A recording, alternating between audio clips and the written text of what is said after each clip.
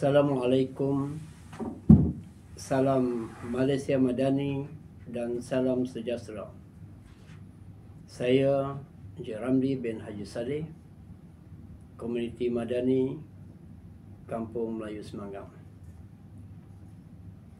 Pernahkah anda mendengar tentang sumbangan asas rahmah atau singkatannya SARA?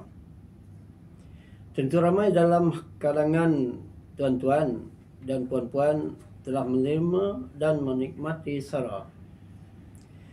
Hari ini kita berborak tentang manfaat sumbangan asas rahmah atau SARA bagi golongan rentan di dalam Perbelanjaan 2025. Kerajaan Malaysia Madani telah menyediakan bajet bantuan isi rumah miskin dan miskin tega yang ditingkatkan daripada RM1,200 tahun 2024 kepada 2,100 tahun 2025. Bantuan SARA 100 dikreditkan terus ke dalam MyKad bagi tempoh Januari hingga Mac 2025.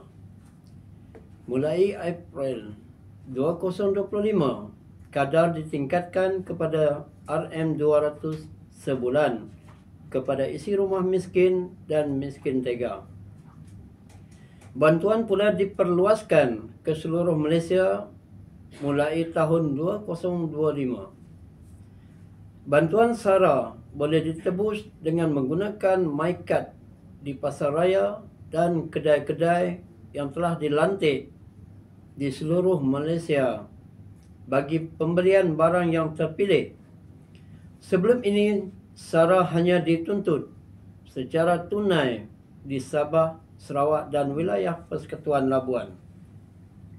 Kaedah yang seragam ini adalah penambahbaikan daripada tahun yang lalu berbanding penyaluran bantuan secara tunai 2 kali setahun kepada penerima SARA yang bermustatin di Sabah, Sarawak dan wilayah Persekutuan.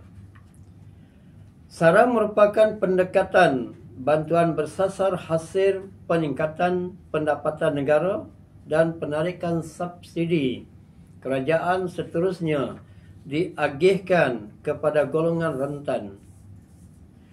SARA akan memberikan kesan positif melalui peningkatan kuasa beli rakyat, khususnya golongan miskin, peningkatan kadar bantuan merangsang permintaan dalam sektor runcit dan perniagaan kecil, serta memberi manfaat sejajar dengan tema membongkar ekonomi, menjanar perubahan, mensejahtera rakyat.